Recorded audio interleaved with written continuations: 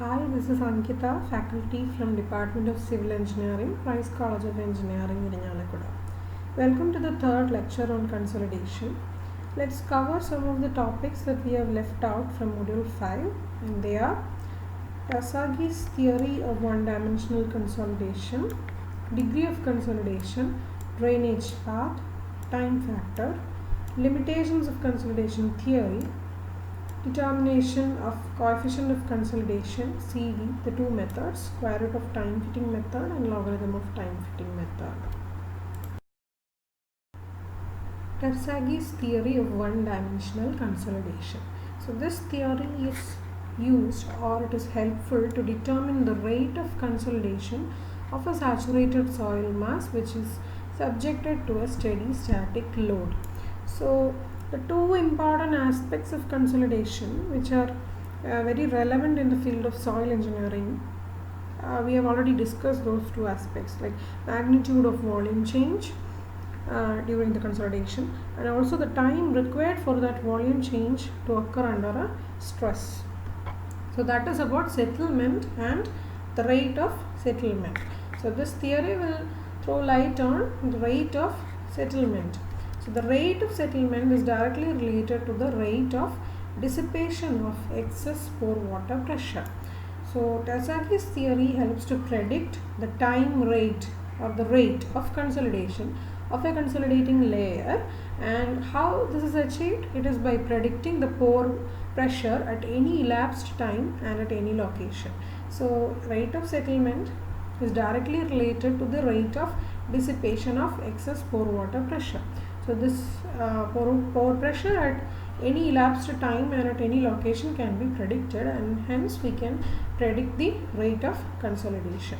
So this is based on some assumptions. The very general ones: soil is homogeneous and isotropic, then soil is fully saturated, that's why consolidation, we consider consolidation, and then it is assumed that the solid particles and water on the voids are incompressible, and expulsion of water from the voids is the reason for consolidation. Then next is coefficient of permeability of the soil is the same at all points and remains constant during the entire period of consolidation, and it is also assumed that Darcy's law is valid throughout the consolidation, and also the soil is laterally confined. We assume that the soil is laterally confined, and if it is subjected to consolidation, then the change will be occurring only in the axial direction. So the drainage of water occurs only in vertical direction, because we are assuming that the soil is laterally confined, as we have seen in the consolidation test procedure. And the time lag in consolidation, we are assuming that the time lag in consolidation is entirely due to the low permeability of soil. So what is this time lag? It is about the time lag between the load application and the extrusion of pore water. So whenever the load is applied in order to consolidate, the pore water pressure is immediately increasing, but there is a time lag between this load application or the increase in pore water pressure and the extrusion of pore water. So that time lag is assumed to be entirely due to low permeability of soil, because the soil is low permeable and water cannot move out. So that is assumed to be the main reason for this time lag. That is an assumption. Then the last one is the unique relationship between void ratio and effective stress remains constant during the load increment.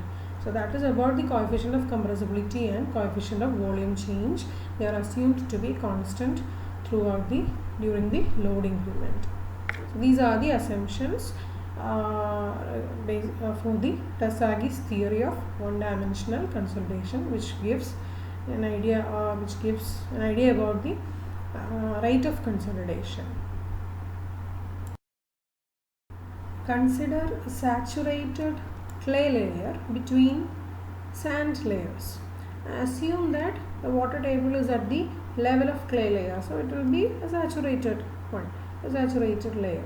And when you apply a uniform pressure of delta sigma on the surface of the top sand layer, then it gets it causes some stress. The total stress developed at all points in the clay layer will get increased by delta sigma. And initially this whole pressure is taken up by the pore water, and there will be excess hydrostatic pressure which is developing, and that will be equal to delta sigma divided by gamma W. And if you are connecting some piezometers, or if you are connecting different points along the thickness of the clay layer to some piezometers with the help of flexible tubes like this, you can see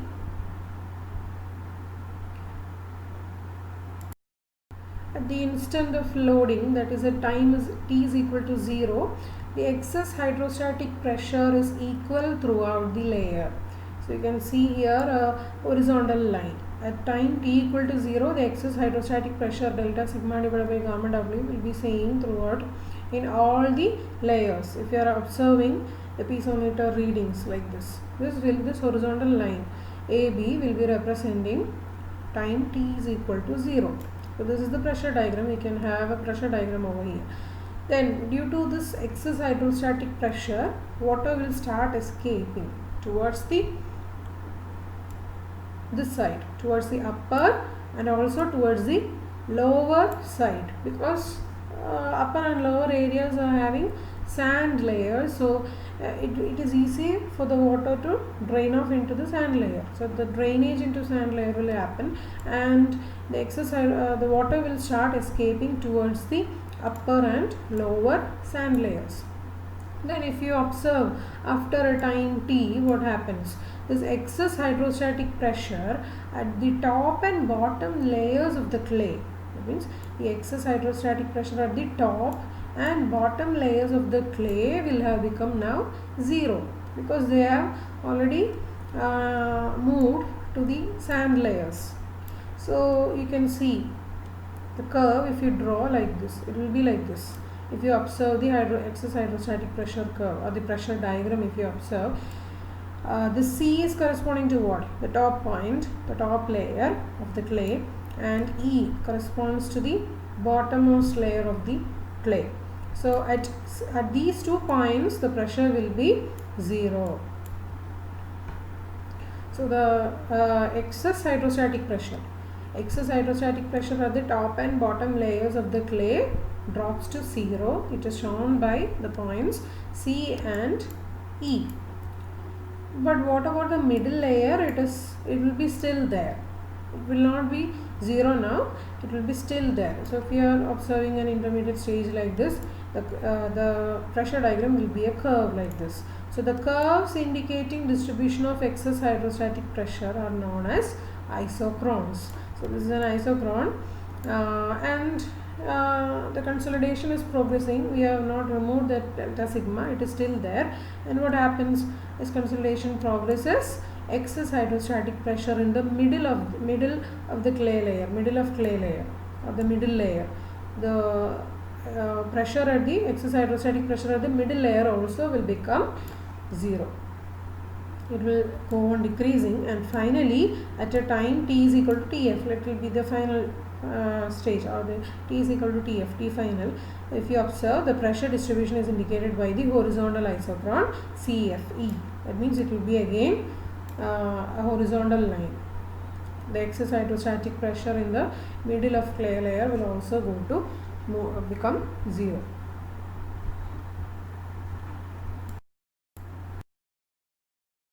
Consider the equilibrium of a clay element. Let its thickness be dz. So by considering the equilibrium of a clay element which is at a depth of z from the top of the clay layer at a time t, and we can consider the escape of pore water is occurring as per Darcy's law. Then Terzaghi has derived an equation which is known as Terzaghi's differential equation of consolidation, or one-dimensional consolidation equation. So this is very important. Cv dou square by dou z square of u bar is equal to dou by dou t of u bar. Cv is the coefficient of consolidation and u bar is the excess hydrostatic pressure at depth z. So as per KTE syllabus, the derivation of this equation is not required. So the basic concept of how this equation was derived, that was discussed in the discussed just now, referring to this figure. And this equation relates the rate of change of excess pore water pressure with the rate of expulsion of excess pore water from a unit volume of soil during the same time interval. And here the most important one is coefficient of consolidation, CV, which is relating the coefficient of permeability to this consolidation or settlement. So CV is equal to K divided by gamma W into MV, where MV is the coefficient of volume change. So if you are replacing this gamma W, unit weight of water, you can rewrite it like in terms of density of water, like G into rho W, that's all. So again, the CV, now in this relation, CV is related to coefficient of permeability and coefficient of volume change. And there is another expression, this one, which relates CV, K and AV. AV is the coefficient of compressibility. So the different terms are all explained over here, so it is very clear. So in the assumptions, we have taken it like coefficient of compressibility and coefficient of volume change are assumed to be constant. So the time lag in the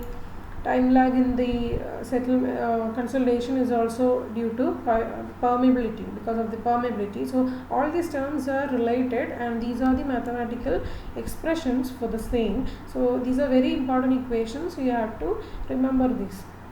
Then CV indicates the combined effects of permeability and compressibility of soil on the rate of volume change.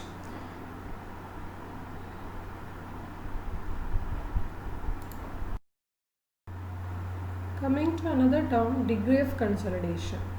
So the progress of consolidation at any point is depending upon the excess pore water pressure U at that point. And consolidation settlement is the downward movement of the surface of the consolidating layer at any time during consolidation. So we can define that degree of consolidation UZ, the degree of consolidation UZ at any point at depth Z is the ratio of the dissipated excess pore water pressure to the initial excess pore water pressure. So there will be some initial excess pore water pressure, and over time it will be dissipated. So if you take the ratio of that will give you the degree of consolidation at any point which is at a depth of Z. So you can represent UZ as UI minus U bar divided by UI. UI is the initial excess hydrostatic pressure. So and numerator is the dissipated one. Dissipated is initial minus the excess hydrostatic pressure which is there. So that is the one we can measure. What is the excess hydrostatic pressure after time t? We can get it from the piezometer reading U bar. So how much is dissipated? It is initial minus the current one. That is UI minus U bar divided by UI. So this will give you the degree of consolidation UZ. Now this is about for any particular point which is at a depth Z. Now if you want the average degree of consolidation of the whole layer, and that can be represented by the letter U. So if you want the average degree of consolidation of the whole layer, that is equal to UI minus UT divided by UI, and UI, UT and all are defined here. So UI is the initial hydrostatic pressure over the entire depth, and UT is the average hydrostatic pressure over time T over the entire depth. So we are considering the entire depth and redefining. So we will get the average degree of consolidation, and this can be represented as a function of TV, where TV is a new term, that is a dimensionless parameter, that is called time factor. So the average degree of consolidation can be written as a function of time factor, and time factor is given by this expression: TV is equal to CVT divided by D square. TV is equal to CVT divided by D square, where CV is the coefficient of consolidation and T is the time, and what is small letter D, which is drainage path. So we'll see see what is a drainage path, and you might remember this figure which was used to explain the Tersagi's concept about consolidation. So in this we have seen the isochrons at time initially, time t is equal to 0, the isochron was a straight line at the top like this, and after time t it was a curved one, and after a long time we can say final one as this horizontal line. So if we represent it like it is the same. This is the initial, where time t is equal to 0, this is a horizontal line. We now represent it as vertical, that's all. And here this curve can be represented like this. At a time t, what is the excess hydrostatic pressure right now? At time t is equal to t, at time t. Then afterwards, final one, again a horizontal isochron, so that can be represented like this. T is equal to T final. What is the excess hydrostatic pressure? That is 0. So here at T is equal to T 0, that is maximum value, and then it is at time t is equal to t, it is again getting to 0 at the edges, and at the middle portion it is again some value, it is having some value, and after the consolidation is over, like at t is equal to tf, it is again a line, or where p u bar is 0. So the same isochrons are represented vertically. Okay, so you can see that average degree of consolidation of the whole layer is the area of the hatched portion of the rectangle shown in figure. So this figure can also be represented, or the average degree of consolidation can also be represented like this. Also, if you express it as percentage, you can have another equation. U percentage is equal to S divided by SF into 100, where S is the settlement at time t and SF is the final settlement at time t is equal to infinity when the consolidation is complete. So please remember all these equations. The average degree of consolidation can be expressed as a function of time factor TV, and TV is equal to CVT divided by D square, where D is the drainage path. So let's see what is a drainage path. It is a maximum distance that the water has to travel before reaching the free drainage boundary. So it is of two types, two cases. One is of double drainage and next is single drainage. So drainage path is the maximum distance which the water travels in order to reach the free drainage boundary. So if you consider this figure, it is a clay layer which is sandwiched between two sand layers. So the sand is very permeable or pervious material, and the two end of the clay layer is with pervious or permeable material sand. So if both the upper and lower boundaries of a layer which is consolidating, like here it is clay, if both upper and lower boundaries are free draining, then the clay layer is known as open layer. So it is a case of double drainage. So water in the middle layer water can move. So if we are considering this is a middle layer, if you are considering this layer, it has to move a maximum distance of this. It can move either to the top or to the bottom in order to reach the free drainage layer, which is the sand, where the pore water can be expelled out. So for an open layer, D is equal to, or the drainage path is equal to half the thickness of the layer. So this is the total thickness of the layer, and D is equal to half the thickness of the layer. So if you compare this figure, it is that of the pore water excess hydrostatic pressure at time t is equal to 0 and time t is equal to infinity, or what final. Okay, so if you are considering intermediate times like t1, t2 and t3, So initially the excess hydrostatic pressure was maximum, then after some time at the ends, at the bottom layer, it becomes 0 because the water is escaping into the sand layer. And at the top end also, top layer also, the excess hydrostatic pressure is getting 0 even at a time of T1, because the water immediately is entering into the drainage layer, the sand, which is pervious or permeable. But the water at the middle layer has to move this distance, either to the top or to the bottom, in order to get dissipated, to dissipate the excess hydrostatic pressure that is developed. So that happens after some time. Maybe the final time it is continuous.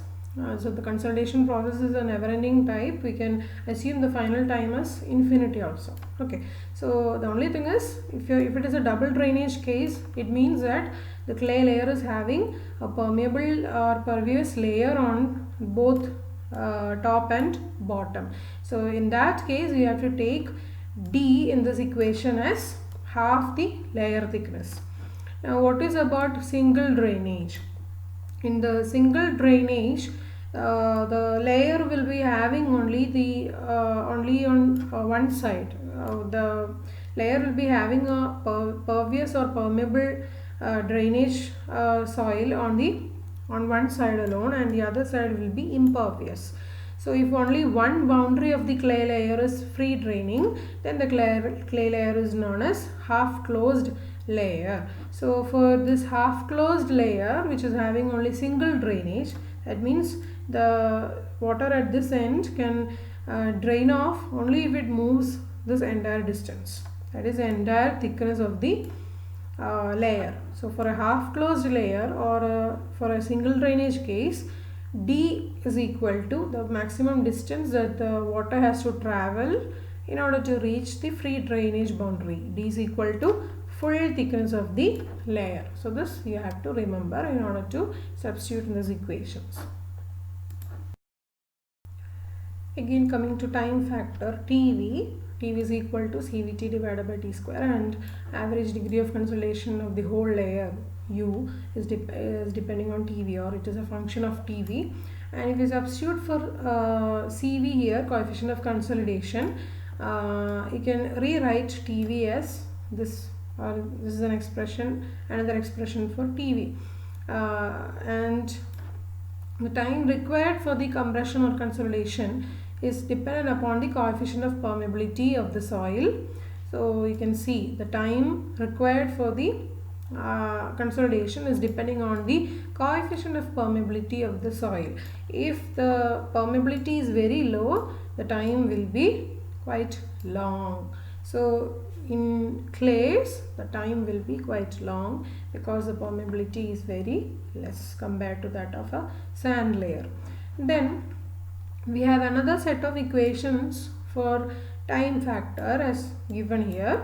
So that is based on the value of U, the average degree of consolidation of the whole layer, and the values of TV for different values of U for uniform pressure distribution for the single drainage and double drainage cases. Both this can be used if the pressure distribution is uniform. So these are some of the values for each U. Varying U from starting from 100 to starting from 10 to 100, the value of TV is given. So these values are represented in terms of empirical equations. So for U less than or equal to 60%, up to this can be written like this: TV is equal to pi by 4 U divided by 100 the whole square. And for U greater than 60%, the values can be found using this equation, and this is for U expressed in percentage, so like 10%, 20%. So in that case, you have to put it like U divided by 100 in this equation. And if U is expressed as a ratio and not percentage, that means 0.1, 0.2, 0.3 like that. Then put the u itself instead of u by 100 in the equations, comparing u with 0.6. Instead of 60%, it will be 0.6. So compare it with 0.6 and put u, the ratio itself here. Okay, so these are used while doing problems related to this, to find out the time factor TV based on u, the average degree of consolidation of the whole layer. Okay, please remember these equations. Every process will be complex, and we can understand or we can analyze such problems based on some assumptions, and these assumptions will prove out to be the limitations of any theory, and hence the consolidation theory also has some limitations, and these are the limitations of consolidation theory. CV is assumed constant, but in real it changes with a change in consolidation pressure. And also the distance of drainage path cannot be measured accurately in the field. An average value of thickness of deposit is estimated, and sometimes we cannot even locate the drainage faces at site. It is difficult. In field, the consolidation is generally three-dimensional. So this theory is based on one-dimensional, where the lateral confinement is given and the settlement of the consolidation is happening only in the axial direction or the depth wise. Okay, so the thickness. But in field, the consolidation is generally three-dimensional. If you are considering deep layers, it may be one-dimensional in effect. And also the lateral drainage. So water is not escaping in the vertical direction. Lateral drainage may also affect the time rate of consolidation in a real case. So that is a limitation of this theory. Then initial and secondary consolidation have been neglected, and sometimes it may be important in some cases. So here we are talking about only the primary consolidation. And next is the effect of loading period should be considered, as the load may not be applied instantaneously in the field. Okay, no load is applied instantaneously in the field, and in actual practice this pressure distribution may not be uniform over the soil. It may vary. So these are the limitations of consolidation theory. The coefficient of consolidation CV can be expressed as K divided by gamma W mv, and also if you substitute for mv in terms of AV, you can write K into 1 plus E0 divided by gamma W AV. So that are the expressions for CV. Now if you have some data of the consolidation test that is performed in the laboratory on your specimen, then from those results you can find out the coefficient of consolidation CV. So in order to determine the coefficient of consolidation from the laboratory data of the consolidation, or the data, it means mainly the consolidation curve. So if you want to find out CV from consolidation curve, there are two methods, and these are called fitting methods. And so this slide is about the concept behind this fitting method. There are two methods: square root of time fitting method, and it is also known as Taylor's method. And next is logarithm of time fitting method, otherwise known as Casagrande's method. So how the CV is determined using these two methods? So that is what explained in this slide, and the procedure for determining the CV based on these two methods will be discussed in the coming slides. So these methods are based on some comparison between two relations. Like CV can be determined by comparing the characteristics of theoretical relation between TV and U. Okay, so the theoretical relation between TV and U. So you might be remembering this table connecting or the different values of U and TV for uniform pressure distribution, isn't it? So if you are plotting these values and representing it as a curve, so that is what the theoretical relationship between TV and U, and this theoretical relationship can be compared with some other graph, like relationship between the time and degree of consolidation of the specimen obtained in the laboratory. So if you are comparing these two graphs or the theoretical relationships drawn graphically, so from those comparisons you can find out CV. So that is the basic method to find CV from the laboratory consolidation curve. So coming to the two methods, first one is square root of time fitting method or Taylor's method. So in this method, the theoretical characteristic curve is drawn, or it is between root TV and degree of consolidation U. So from this tabular data, it is made, instead of TV, here we are plotting it against root TV. U is plot against root TV. So you'll be getting a curve like this, starting from 0 to 100 degree of compression or U value, and then the curve is straight up to U is equal to 60%. So these equations we have seen, two equations for up to 60% and above 60%. So the curve is straight up to 60% U, and if you consider the abscissa, that means the x-axis value corresponding to U is equal to 90%. So this value and the abscissa at U is equal to 90% is equal to 1.15 times the value obtained by extension of initial straight line portion. So if you extend the initial straight line portion, and if it is meeting at this 90 U value, this line, if it is meeting, then if you project it down to find the x-axis value or the abscissa value, then that value, let it be A. So this A and the B is the abscissa value at 90. So these two can be related. So B divided by A is 1.15. Okay, so B is what? The root TV value corresponding to 90.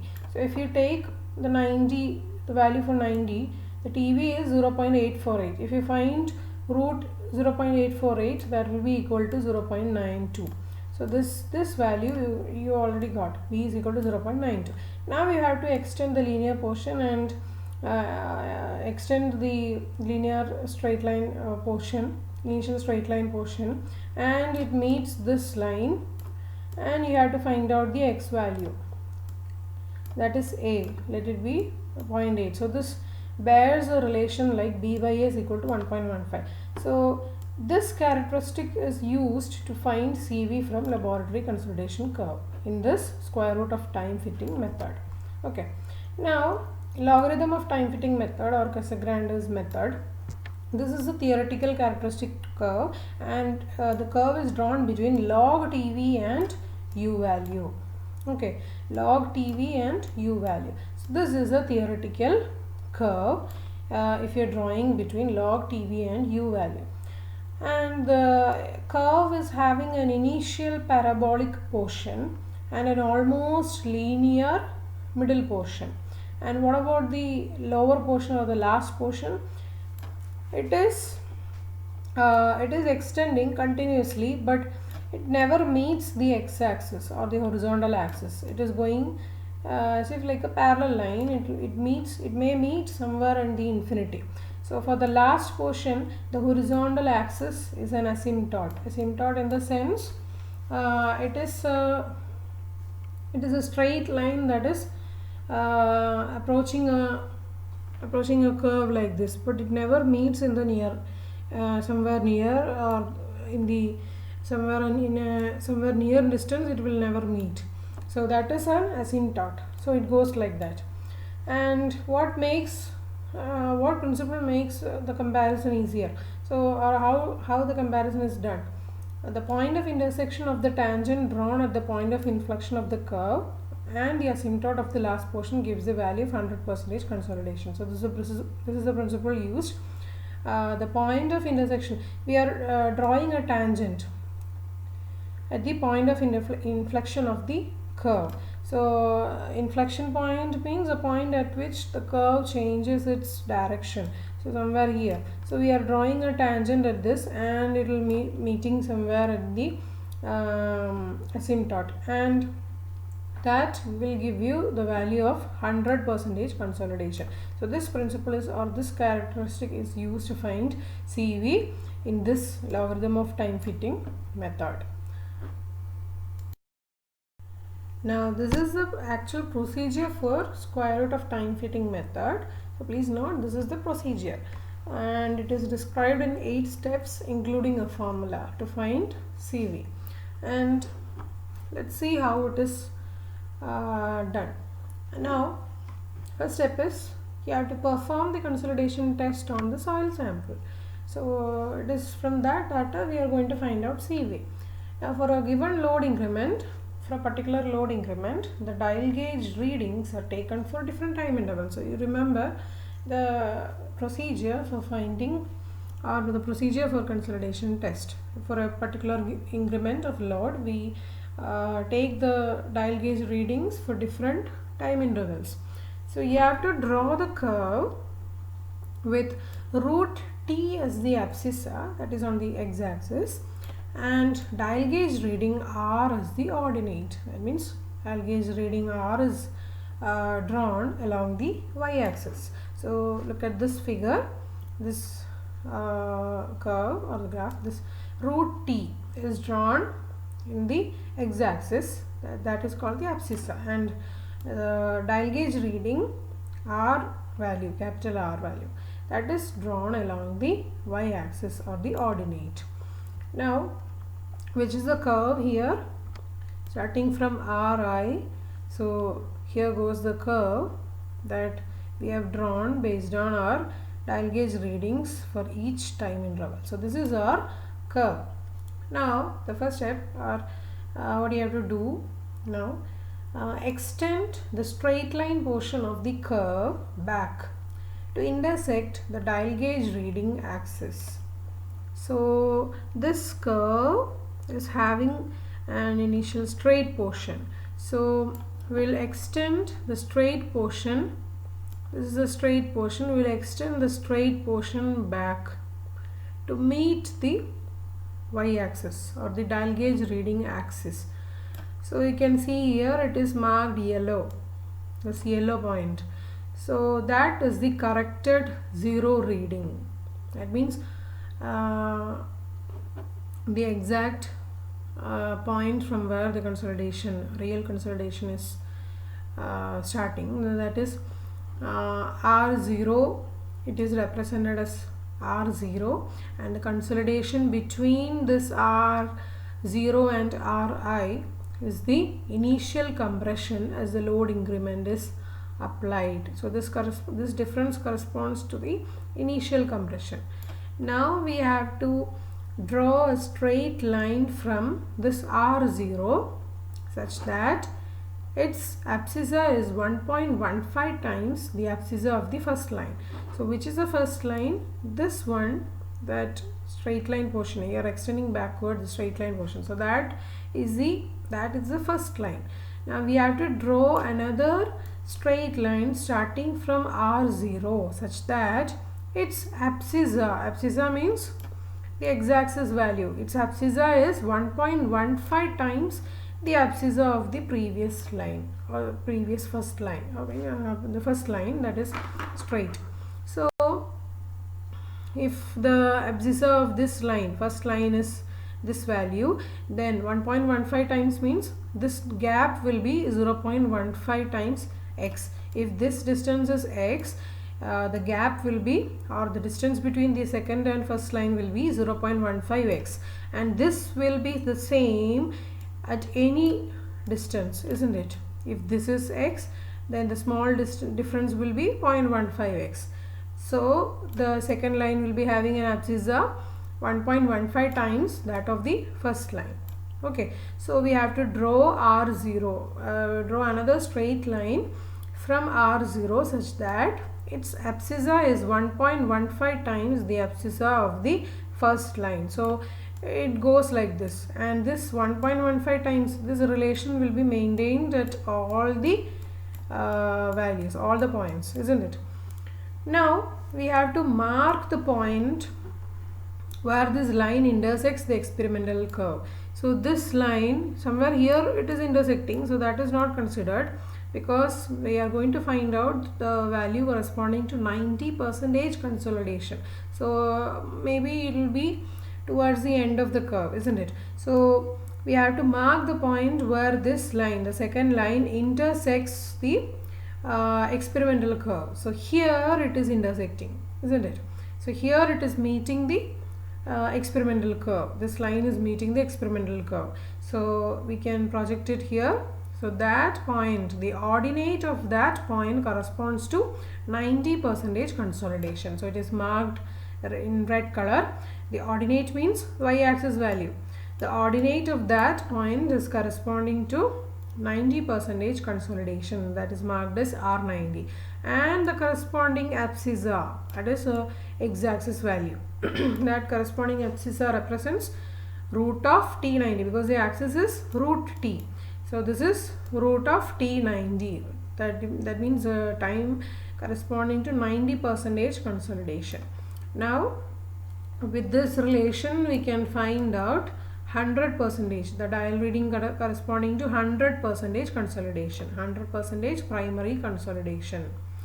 So the difference R0 minus R100 divided by 10 will be equal to the same ratio, isn't it? R0 minus R90 divided by 9. So with this we can find out R100. We can mark again R100, which is the value. So this value, let it be this value, it is R100 corresponding to 100% of primary consolidation. So the primary consolidation starts from R0 up to R100. So this is primary consolidation. And again there is some consolidation going on. So that is what secondary consolidation, which happens after primary consolidation. Clear? And from this, how can you find out CV? After by doing all these things, how to get CV? CV is equal to TV d square divided by T. Okay. So what is TV? TV is, so we have to take the 90% consolidation values. Clear? What is the because for 100% consolidation, what is that TV value? It is infinity. The time is infinity. So we are focusing on the 90% consolidation values. So what is the TV corresponding to 90% consolidation? It is 0.848. So I am explaining this in the coming slide. So for the time being, you can note down CV is equal to, this expression is there in to find CV by square root of time fitting method, where D is equal to distance of drainage path. So here we will get R0, R90, R100, and what is RF, R final, that is occurring over an infinite time. So this is not meeting, it will be extending, it will be going like and that is what we call asymptote, never meets in the near future.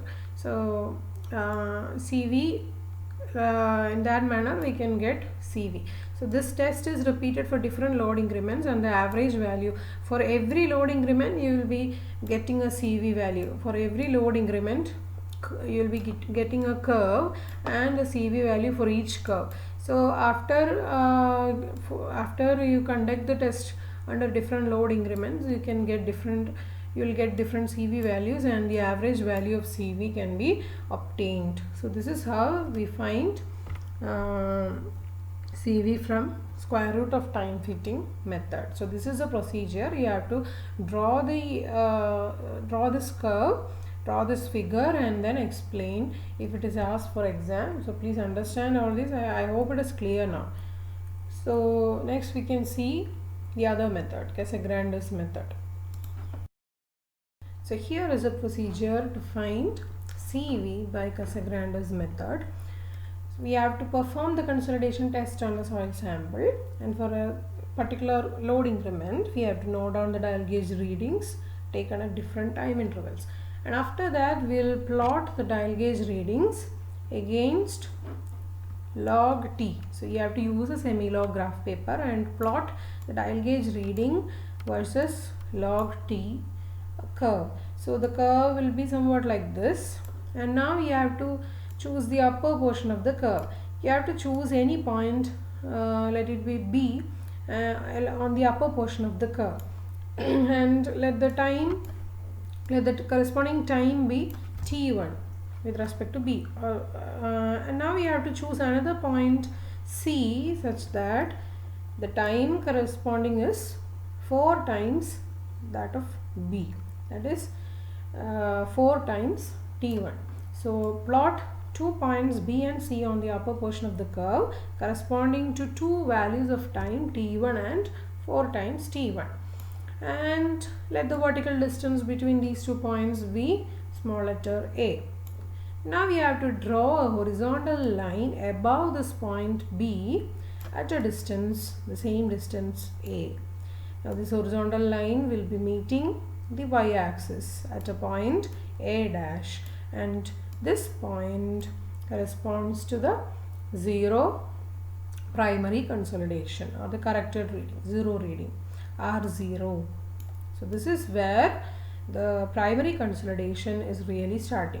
So initially, if there was anything, that is corresponding to initial compression. Now our aim is to find out the 100% point. Okay, the reading corresponding to 100% consolidation. So how to find out this?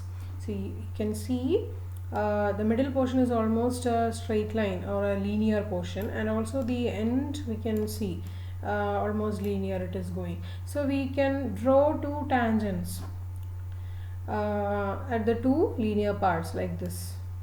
So this is one tangent and this is another tangent. So these 2 tangents will be meeting at the point, let it be F. So this point is corresponding to 100% consolidation, and if you extend it to the y-axis, you will get the dial gauge reading corresponding to 100% consolidation. That means 100% of primary consolidation, not the final one. It is 100% of the primary consolidation, and corresponding time can also be obtained. So there the primary consolidation is ending, and beyond that it is corresponding to the secondary consolidation. Okay, so the point F corresponding to 100% consolidation is obtained from the intersection of the tangents drawn at 2 linear parts. The values of R100 and T100 are obtained corresponding to the point F. So you will get R100, 100% consolidation, primary consolidation, and T100 is obtained. Now you can see the consolidation between R0. The consolidation between R0 and R100 is the primary consolidation, and that between R100 and R final is the secondary consolidation. And you can mark midway between R0 and R100. Take the midway between R0 and R100, and that value is corresponding to R50, and the corresponding T50 is also noted. So R50 is marked midway between R0 and R100. So in the middle of R0 and R100, you can measure this R0 and R100, this length, and the middle distance, midway, can be marked as R50. And you can use this equation, CV is equal to TV d square divided by T, where you have to write TV as 0.197 d square divided by T corresponding to 50% consolidation. So where D is the distance of drainage path. So using this equation you can find out CV if you are following Casagrande's method or the logarithm of time fitting method. So you should note down all these all the steps here, and you should study the steps, and also along with this figure you have to explain if it is asked in an exam point of view. Okay, I hope it is clear now. So we have seen the procedures to find CV by the 2 fitting methods, square root of time fitting method and logarithm of time fitting method.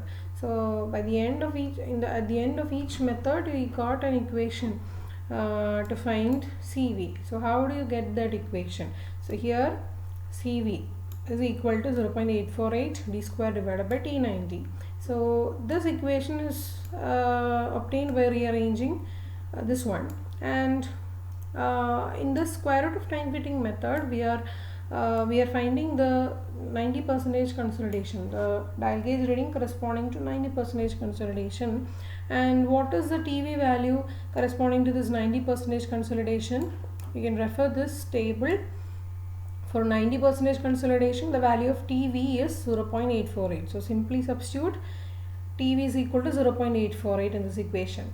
Now what is T? That will be corresponding to 90%, and that is obtained from the graph, and the value that you get from the graph is root of T90. So in order to get T, you have to square it. So square the value that you get from the graph, because the graph is plot between the dial gauge reading and root of T. Okay, so you will get the final expression as 0.848 d square divided by T90. So similarly, for logarithm of time fitting method, we are dealing with the 50% consolidation. We are finding 50% consolidation at the end. So what is the TV value corresponding to 50%? Just refer this table. For 50% consolidation, the value is 0.197. So substitute TV is equal to 0.197 in this equation, and it is 0.197 d square divided by what is T? The T corresponding to 50%, and that is T50. So you will be getting log T50 from the graph. You can find T50. So this is how we get the final expressions for CV for the two fitting methods. And in this equation again, D, drainage path, we have to see distance of drainage path. So again, please remember this figure, and here this is double drainage, because the clay, the water in the clay can move to both ends, because both the top and bottom is having permeable soil, that is sand. Drainage layer is available, and in order to reach the drainage boundary, it may have to travel a maximum distance of D. So D is equal to, if you are giving the total height, total thickness of the sample, then, or the layer, you have to find half of that. So D is equal to H by 2 if H is given. H, if it is denoted as H, the total thickness of the sample or soil, then if the initial and final thickness is given, you can take the average of H. And for single drainage, just look at this figure. The maximum distance which the water has to travel is the entire thickness itself. So D is equal to H. H is the thickness of sample, and the average value, initial plus final thickness divided by 2. Average value can be taken. So this is how you have to find out CV based on the two fitting methods. Okay. And here we come to an end of the lectures on consolidation. Thank you so much for watching.